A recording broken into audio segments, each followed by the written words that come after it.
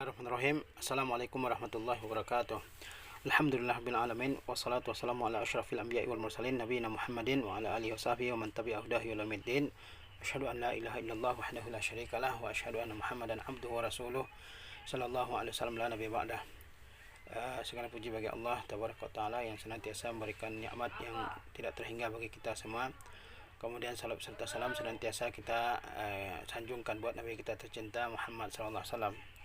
Pada kesempatan berbahagia ini kita akan membicarakan tentang Lailatul Qadar, ya, yaitu keutamaannya, kemudian pada malam apa malam Lailatul Qadar itu, kemudian apa hikmah dirahasiakannya malam Lailatul Qadar, karena mengisi malam Lailatul Qadar dengan amal-amal soleh, kemudian apa doa pada malam Lailatul Qadar itu, kemudian juga tanda-tanda malam Lailatul Qadar.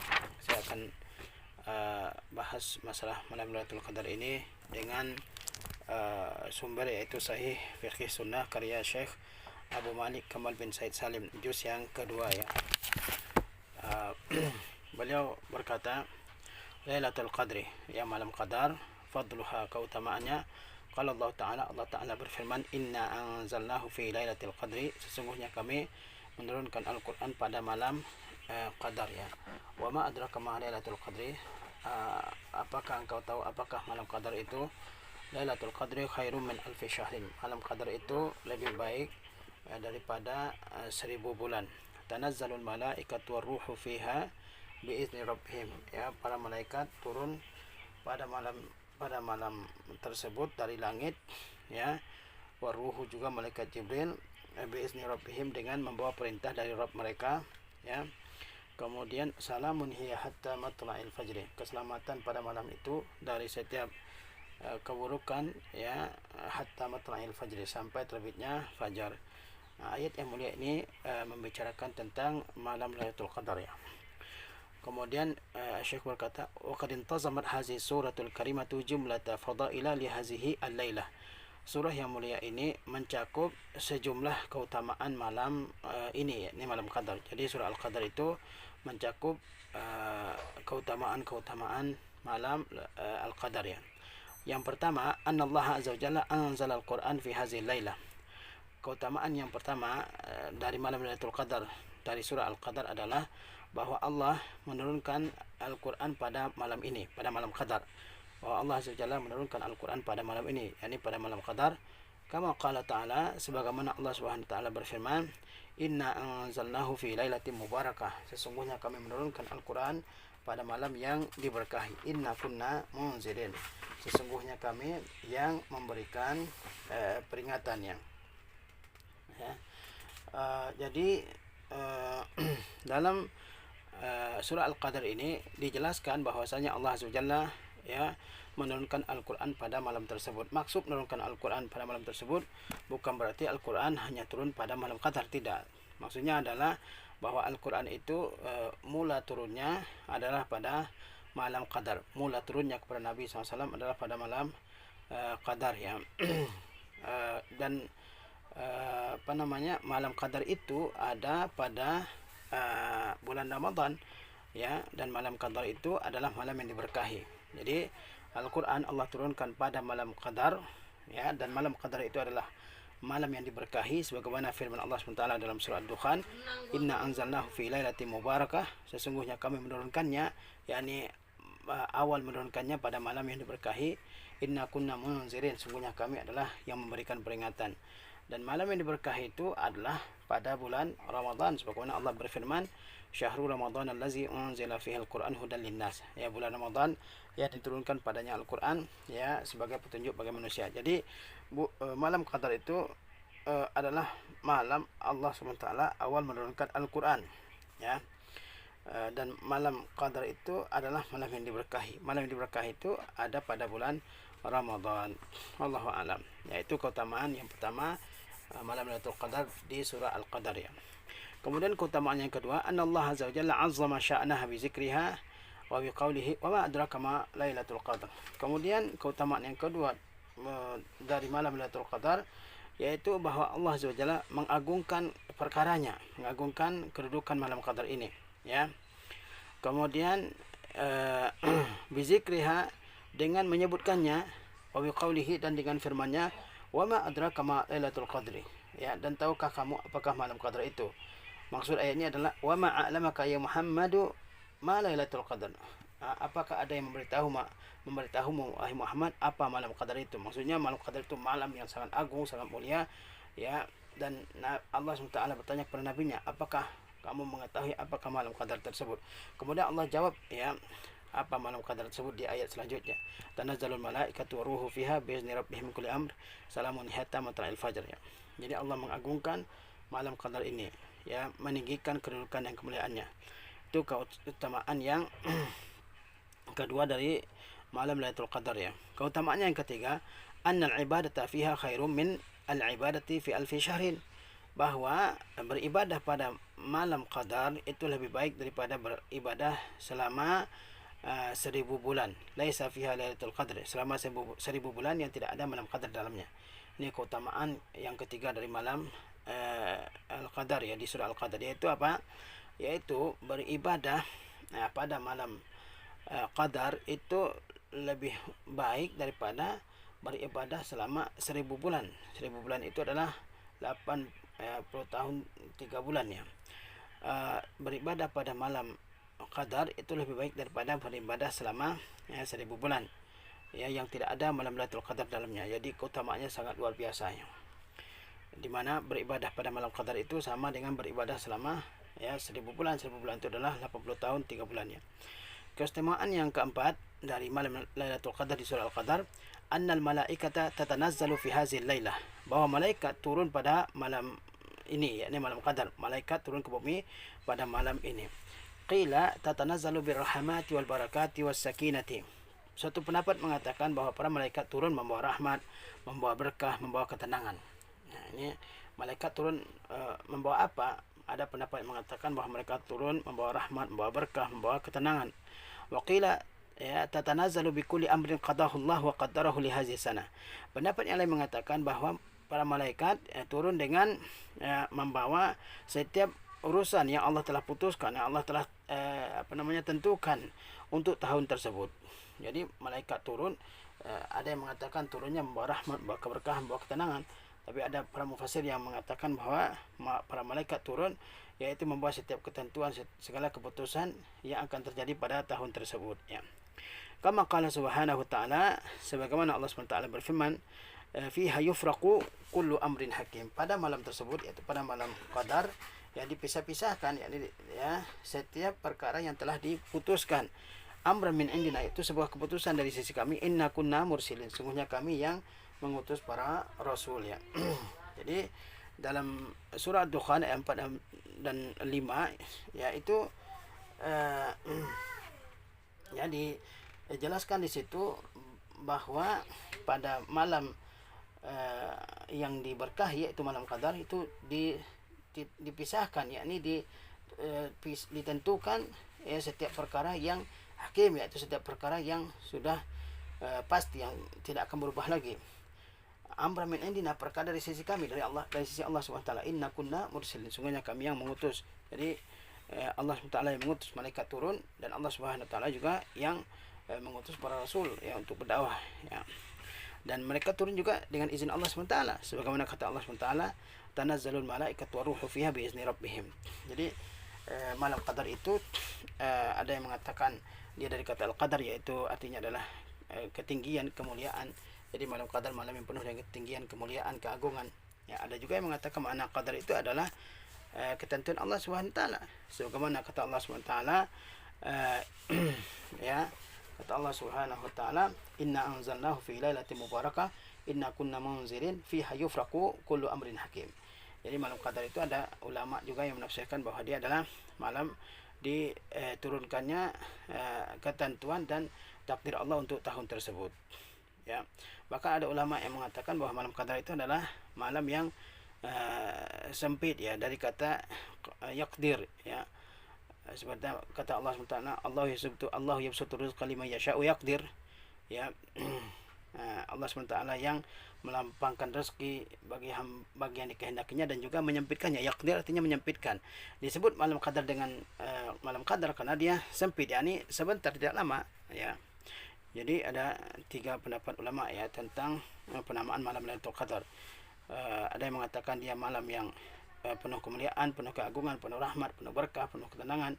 Kemudian ada yang mengatakan dia adalah malam diturunkannya ketentuan dan takdir Allah SWT untuk tahun tersebut. Ada yang mengatakan bahwa disebut malam Qadar karena dia malam yang sempit ya, dan tidak ada pertentangan antara ketiga pendapat ini ya. Kemudian keutamaan yang kelima dari malam Qadar, annal amna was salama ya yahallu fi hadhihi lailah ala ahli iman, bahwa keamanan dan keselamatan turun kepada orang-orang yang beriman pada malam ini ya, karena Allah SWT berfirman salamun hiya hatta matla'il fajr, keselamatan ya hingga terbit fajar pada malam tersebut ya. Jadi keamanan, keselamatan, kedamaian, ketentraman turun kepada orang-orang yang beriman pada malam Qadar ya. Wa taslim ma al malaikati yatawalla alaihim fiha, dan ya salam para malaikat ya datang silih berganti kepada mereka pada malam tersebut. Jadi para malaikat ya mengucap salam kepada orang-orang yang ahlul iman, kepada orang-orang yang beriman pada malam tersebut. Jadi keamanan, ketentraman, keselamatan turun kepada orang-orang yang beriman pada malam tersebut ya. Ini keistimewaan malam Lailatul Qadar yang kelima di surah Al-Qadar ya. Keistimewaan yang keenam dari hadis Rasulullah SAW, yaitu wa an Abi Hurairah radhiyallahu anhu anin Nabi SAW qala, dari Abu Hurairah radhiyallahu anhu dari Nabi SAW beliau bersabda, man shama ramadhana imanan wa ihtisaban ghufira lahu ma taqaddama min dzambi wa man qama lailatul qadri imanan wa ihtisaban ghufira lahu ma taqaddama min dzambi. Kata Rasulullah SAW, barang siapa yang berpuasa pada bulan Ramadan dengan didasari oleh keimanan kepada wajibnya puasa, wahtisaban, dan dia berpuasa karena mengharapkan pahala dari Allah SWT, ghufira lahu ma taqaddama min dzambihi, maka diampuni apa yang telah berlalu dari dosanya. Dosa-dosa yang diampuni adalah dosa-dosa kecil. Ya, sebagaimana kata Rasulullah, as-salawatul khamsu wal jumu'atu ila jumu'ah wa ramadan ila ramadan mukaffiratun ma bainahunna idza ijtanabal kaba'ir. Salat yang 5 waktu, kemudian salat Jumat menuju salat Jumat di pekan berikutnya, kemudian juga puasa Ramadan menuju puasa Ramadan berikutnya, itu adalah sebagai penghapus bagi dosa-dosa ya selama dijauhi dosa besar ya. Jadi barang siapa yang berpuasa pada bulan Ramadan dengan didasari oleh keimanan akan wajibnya puasa dan mengharapkan ganjaran dari Allah SWT, maka akan diampuni dosa-dosa kecil yang telah berlalu darinya. Wa man qama lailatul qadri imanan wa ihtisaban, dan barang siapa yang melakukan qiyamul lail ya, salat tarawih, salat tahajud Lailatul Qadar pada malam Qadar, imanan wa ihtisaban, dengan keimanan dan mengharapkan pahala, ya iman akan adanya Lailatul Qadar, kemudian iman ya bahwa dia memiliki keistimewaan, kemudian wa ihtisaban, mengharapkan pahala dari Allah SWT, apa ganjarannya? Ghufira lahu ma taqaddama min dzambihi, maka diampuni apa yang telah berlalu dari dosanya ya. Kita berpuasa pada bulan Ramadan ya, jika didasari oleh keimanan dan ihtisab, maka Allah ampuni dosa kecil kita. Begitu juga kalau kita mengisi malam Qadar dengan ibadah, salat malam ya, maka Allah ampuni dosa kita yang telah berlalu ya.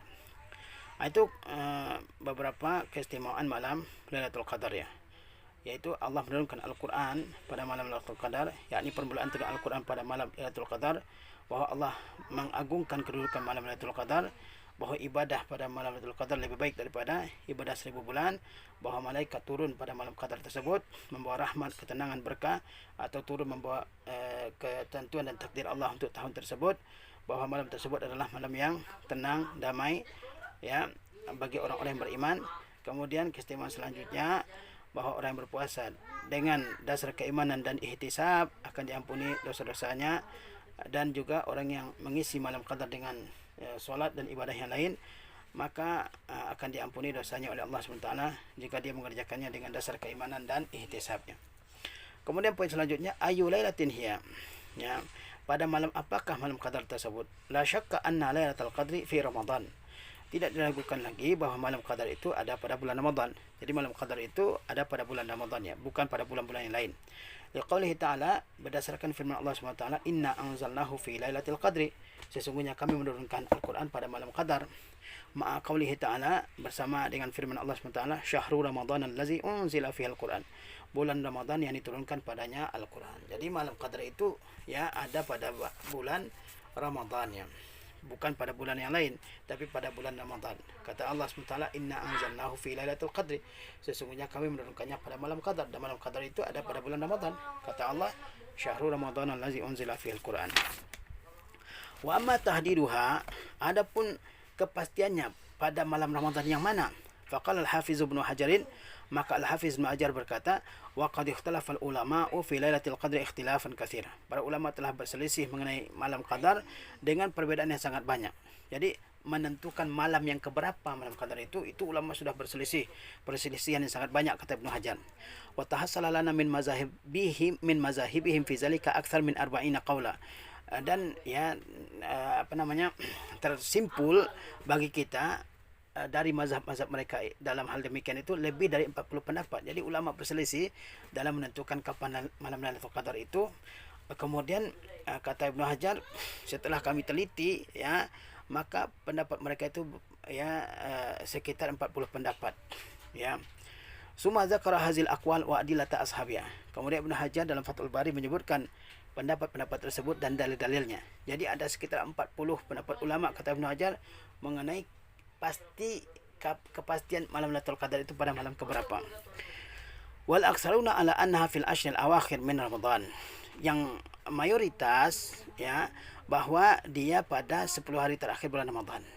Ya, yang mayoritas dari pendapat para ulama bahwa malam Lailatul Qadar itu ada pada 10 hari terakhir bulan Ramadan.